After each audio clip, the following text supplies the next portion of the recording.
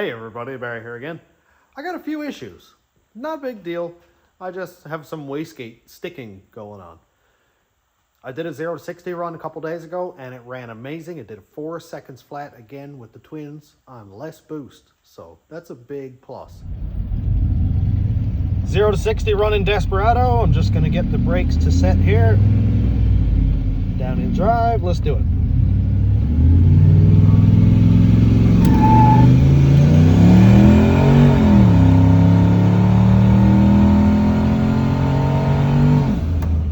But can't make boost if the wastegates are stuck open. The reason I know the wastegates are sticking open is because my gates don't go back into the exhaust. They go straight down here and out and under the control arm. And I put my hand over it and of course the leak is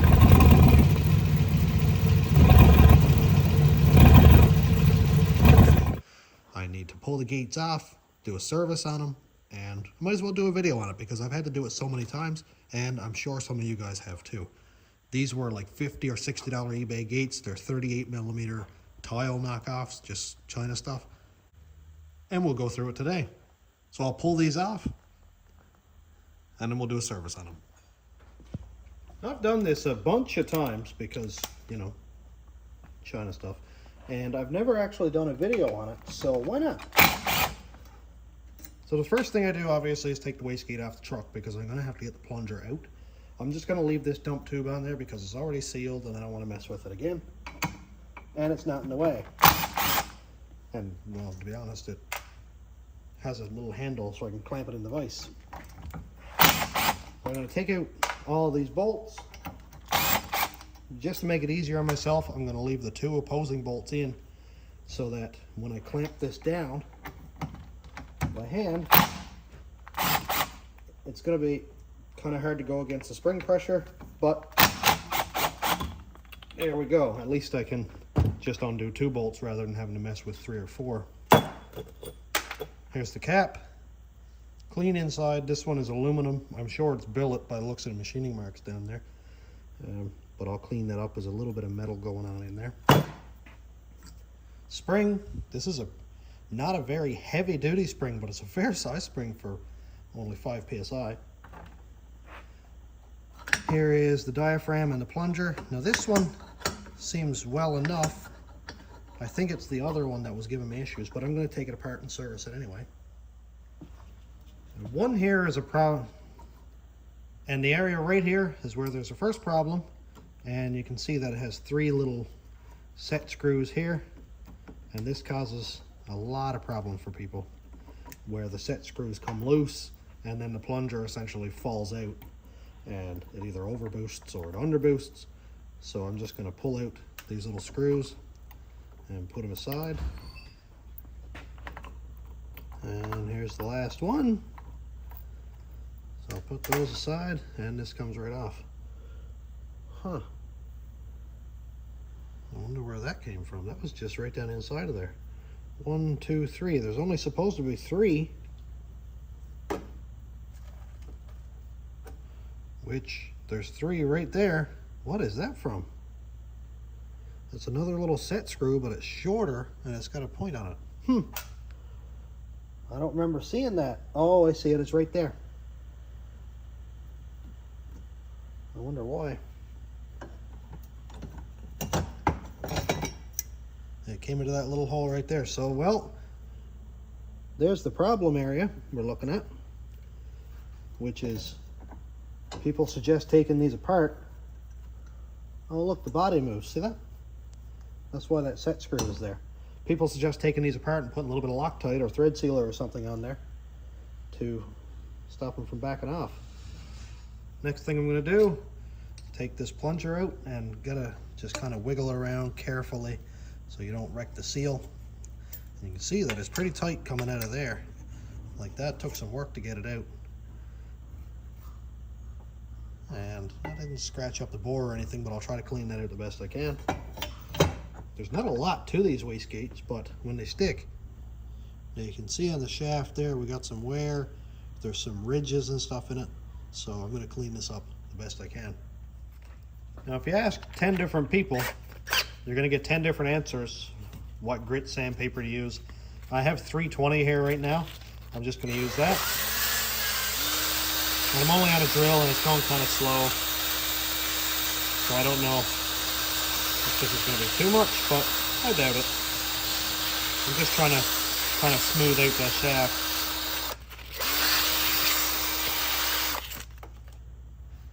That looks a lot cleaner. Now you can see that there's a little bit of pitting there. A little bit of, I don't know if that's damage or if that's just from poor machining.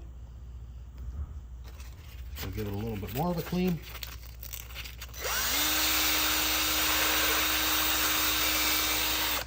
It's hard to get it consistent, but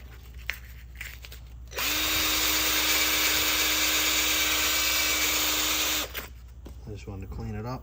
It's way smoother actually. I can't even hook a nail into most of it now. So that's nice.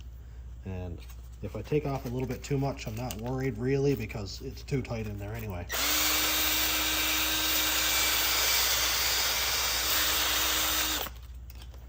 Okay, so I think that's actually pretty good.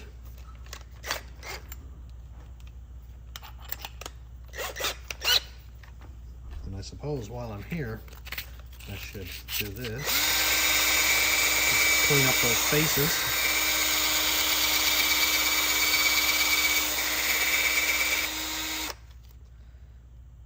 All cleaned up.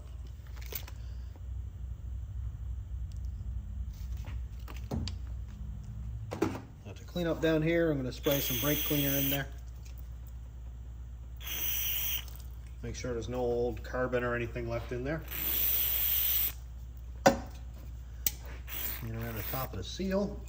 And I like brake cleaner because it degreases and then it evaporates very quickly.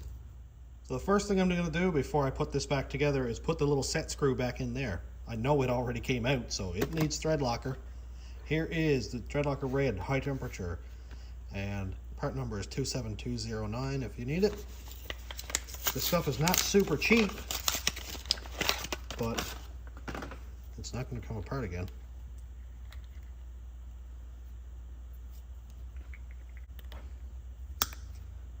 Alright, pop the top off of you. Now, as with everything else, I'm probably going to end up using way too much. Okay, oops. Oh yeah, there you go. Throw away about $8 worth. Okay, I'm going to screw that down. I already have it aligned where it needs to be.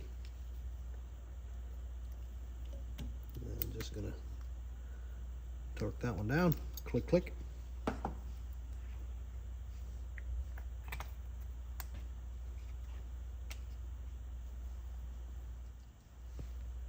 Next up, I have anti-seize silver.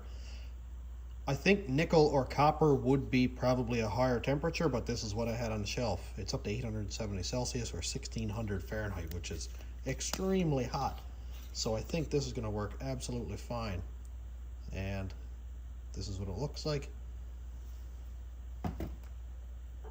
Usually, you end up getting completely covered in this stuff. Now, I don't really know how much to use, but I figure this much is definitely enough. And I'm just going to put that up through the bottom there.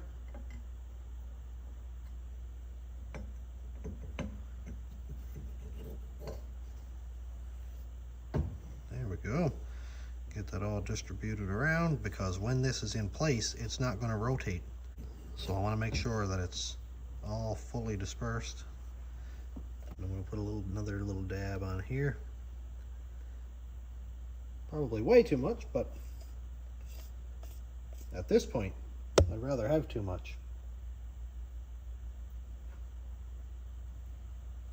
All right. One thing I like here, it says protect metal parts from seizing, galling, and corrosion. Those are 3 main issues. The diaphragm itself, you can see, was pinched because if you look on forums or on reviews on eBay or Amazon, every one of these is pinched when they come from the factory. So I try my best to get it back into shape, because if it's pinched, it could tear or get cut or not work as well as it needs to. Beautiful. Now again, we have set screws.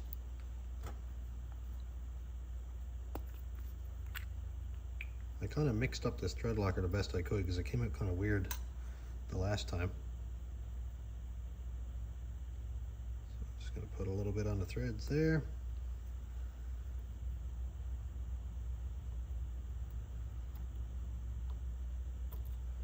Screw that in. Now I'm not going to screw them in all the way until I have all three in their locations, because I'm not quite sure if one would go deeper than the other three or the other two. And then be uneven. So I like to do it this way, screw them in until they're pretty much flush. I know I'm using way too much thread locker, but that's it. I'll wipe off the excess. Now the worst part is red thread locker needs heat, as far as I remember, to get it to unscrew.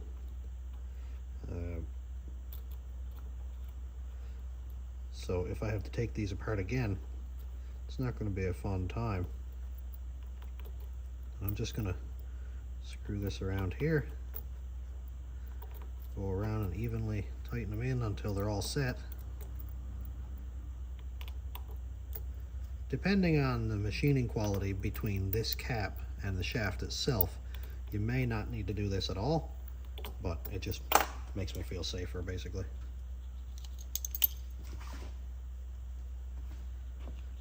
Okay.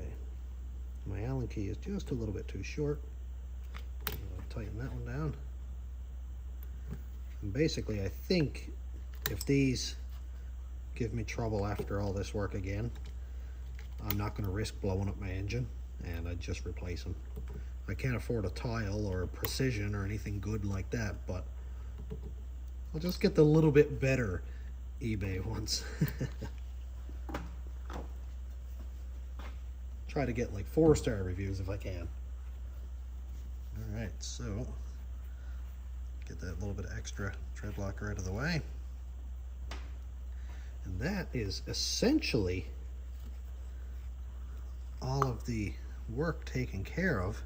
Now I just need to make sure that I put the cap on without pinching that diaphragm again, which is not easy. Not easy at all. Just got to try to get it down into the groove. Put that spring in.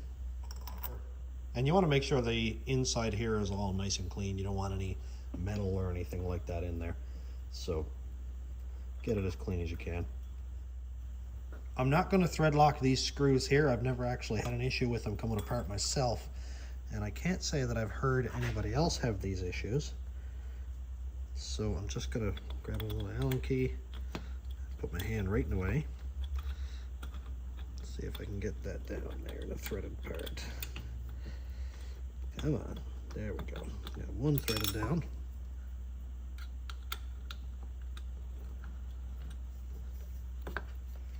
Now these always are really hard to get in place.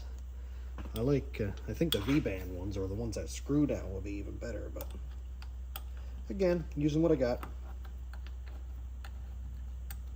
Okay, with 2 screws in, that's not so bad. Pop the other one down. Now I've got 3 screws holding it in. I can go around, make sure the diaphragm isn't pinched. You can see there that you can see the diaphragm, but it doesn't seem to be sticking out past the flanges. Now, just pop these other screws in.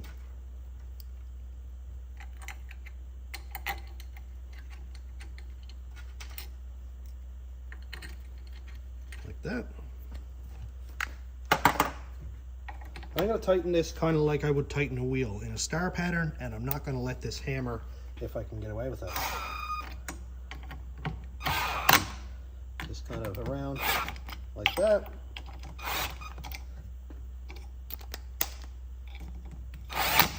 I don't want to warp up the flange or strip out those screws, so I'm going to do the final tightening by hand. Now it doesn't need to be extremely tight, but you want to make sure they're torqued down. If anybody knows the actual torque spec of these, shout them out, because I don't know, and I do have an inch-pound torque wrench. So I'll go back after and torque them to spec, but I couldn't really find anything online. Alright, and then go around, make sure they're all equally tight. Make sure I didn't miss any. And we're good. Wastegate serviced. One final note on the orientation of this top hose right here, or this port. You only use this one if you're using, say, a 3-port or 4-port Mac valve and you're putting pressure on top of the gate to keep it closed to make more boost. If you're just running a regular boost controller that applies boost to the bottom or cuts boost to the bottom, then you don't need this one hooked up at all. If you get any moisture at all in this cap, it will be nice to have it pointing down. That way when the gate opens, it pushes the moisture out. So that's just my little suggestion. I've got this wastegate serviced. I'm going to go ahead and finish up this one, but I only need to film one. So we're all done for today. If you have any questions or tips, comments, concerns, please let me know. I'd love to learn, and everything that I do here, I learned from somebody else. So I'd like to learn from you too. Maybe you learn a little bit from me. So thanks for checking out the channel. Thanks to my YouTube members, patrons, and subscribers. If you want to check out my Patreon, it's patreon.com/stationroadratrods. YouTube members link is down here. And thanks for watching. Have a great day, everybody.